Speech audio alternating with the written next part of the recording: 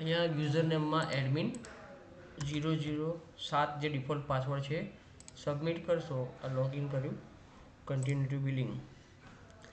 હવે સૌથી પહેલાં આઇટમ એન્ટ્રી માટે આઇટમ એન્ટ્રીમાં ગયા. અહીંયા આઇટમનું નામ તમારે જે બી લખવું હોય, મતલબ કે જેમ કે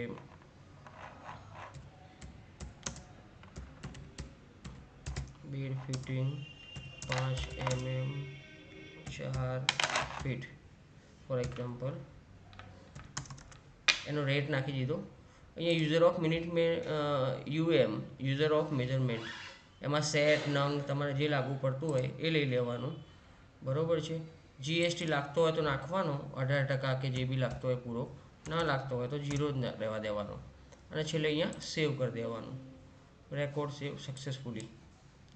એ વ્યૂ આઇટમ લિસ્ટમાં જશો એટલે જે તમે આઇટમ નાખી છે બધી આઇટમ અહીંયા બતાવશે. જેમ કે બેડ ફિટિંગ, આના ઉપર ડબલ ક્લિક કરશો તો પાછું અહીંયા આવી જશે.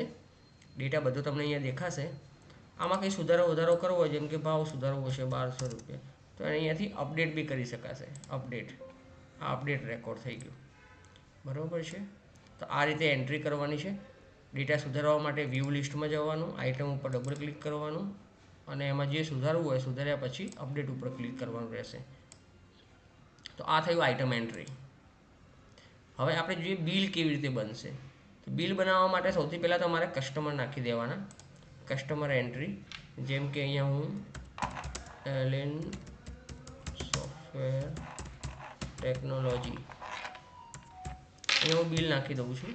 કોન્ટેક્ટ પર્સન નાખવાની જરૂર નથી. એરિયા અમદાવાદ, સિટીનું નામ લખી દેવાનું. એડ્રેસ જે પણ આવતું હોય બિલિંગ એડ્રેસ નાખી દેશો. શિપિંગ એડ્રેસ ઓટોમેટિક લઈ લેશે. જો શિપિંગ એડ્રેસ ચેન્જ હોય તો અહીંયા તમે ચેન્જ કરી શકો છો, અધરવાઇઝ બંને સેમ લઈ લેશે ઓટોમેટિક. હવે સ્ટેટ નેમ તો ગુજરાત આવતું હોય તો ગુજરાત લઈ લેવાનું. સ્ટેટ સિલેક્ટ કરશો અને ટેબ મારશો એટલે આગળ જવાશે નેક્સ્ટ બોક્સમાં. એટલે 24 કોડ, એનો જે સ્ટેટ સિલેક્ટ કરશો એટલે એનો કોડ ઓટોમેટિક આવી જશે અહીંયા. હવે પાર્ટી બે ટાઈપની, ગુજરાતની હોય તો લોકલ લઈ લેવાનું, અધરવાઇઝ સેન્ટ્રલ લઈ લેવાનું. એનો જીએસટી નંબર જે પણ હોય અહીંયા નાખી દેવાનો છે. પાન નંબર, કોન્ટેક્ટ નંબર નાખવો હોય તો કોન્ટેક્ટ નંબર નાખી દેવાનો છે. અધર્સમાં એમનું ઈમેલ આઈડી નાખી શકો છો. આટલો ડેટા ફિલ કર્યા પછી અહીંયાથી સેવ કરી દેવાનું છે. આ સેવ એટલે આ કસ્ટમર બી તમારું એડ થઈ ગયું. હવે જેમ માનો કે આમાં સુધારા વધારા કરવા હોય તો જેમ આપણે આઇટમમાં સુધારા વધારા કર્યા એવી રીતે જ વ્યૂ કસ્ટમર લિસ્ટમાં જવાનું. અહીંયાથી જે તમારા કસ્ટમર નાખ્યા છે એના ઉપર ડબલ ક્લિક કરવાનું. એ માઉસ લઈ જશો એટલે આવશે ડબલ ક્લિક ટુ અપડેટ ઓર ડિલીટ. ડબલ ક્લિક કરશો એટલે આ ડિટેલ આવી ગઈ. અહીંયા કંઈ સુધારો વધારો કરવો હોય તો તમે કરી શકો છો. અને પછી એને અહીંયા અપડેટ કરી દેવાનું. આ ખરાનું જે બટન છે આવ્યું એ અપડેટનું બટન છે. આ અપડેટ. તો આ થઈ ગયું પાર્ટી અપડેટ માટે. હવે તમે આઇટમ એન્ટ્રી કરી લીધી અને કસ્ટમર બી નાખી દીધા, તો તમે બિલિંગ ઇઝીલી કરી શકશો.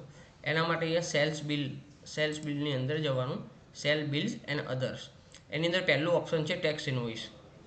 ટેક્સ ઇનવોઇસ ઉપર ક્લિક કરશો. અહીંયા બે ટાઈપનો ઓપ્શન આવશે. ફોર્મેટ 1 એમાં આવશે સિંગલ ટેક્સ સ્લેબ અને મલ્ટિપલ ટેક્સ સ્લેબ. તો તમારે બધી જ આઇટમ પર સેમ ટેક્સ લાગતો હોય, જેમ કે બધી જ આઇટમ પર 18% ટેક્સ લાગતો હોય તો ફોર્મેટ 1માં જતું રહેવાનું. અને બિલમાં જો દરેક બિલમાં માનો કે 5-6 આઇટમ છે પણ બધી જ આઇટમ પર અલગ અલગ પ્રકારનો ટેક્સ લાગે છે તો જ મલ્ટિપલ સ્લેબનો યુઝ કરવાનો. આપણે અહીંયા ફોર્મેટ 1માં જવાનું. ફોર્મેટ 1. હવે અહીંયા તમારા સામે આખી સ્ક્રીન ઓપન છે. અહીંયા બિલ નંબર નાખી દેવાનો, ચલણ નંબર બી નાખી દેવાનો. પછી અહીંયાથી પાર્ટી સિલેક્ટ કરી લેવાની. આજે કસ્ટમર લખ્યું છે ત્યાંથી અહીંયા ALI જે આપણે નાખી એલેન સોફ્ટવેર, તો અહીંયા સીધું આવી જશે.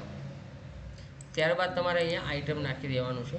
માનો કે બેડ ફિટિંગ, તો બેડ ફિટિંગ આવી ગયું.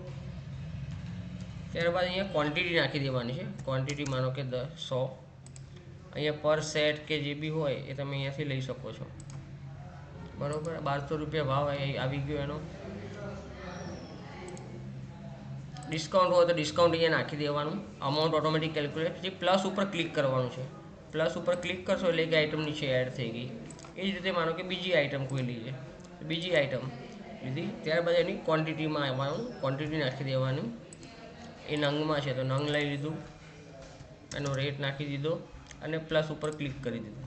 એટલે આવી રીતે એડ કરતા જશો, પ્લસ પર ક્લિક કરતા જશો, ડેટા બધું ફીડઅપ કરીને ડિસ્ક્રિપ્શન, આઇટમનું નામ, ક્વોન્ટિટી, યુનિટ, રેટ, ડિસ્કાઉન્ટ, અને પછી પ્લસ કરશો એટલે આઇટમો એડ થતી જશે, નીચેનું ટોટલ બી વાગતું જશે.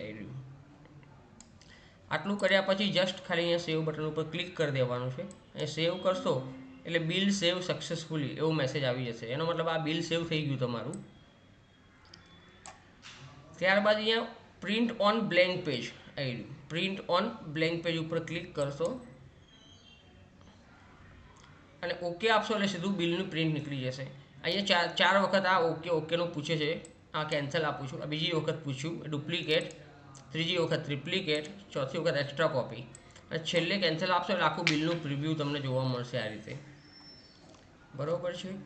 તો આ રીતે તમે અંદર બિલિંગ બી બનાવી શકો છો. Thank you.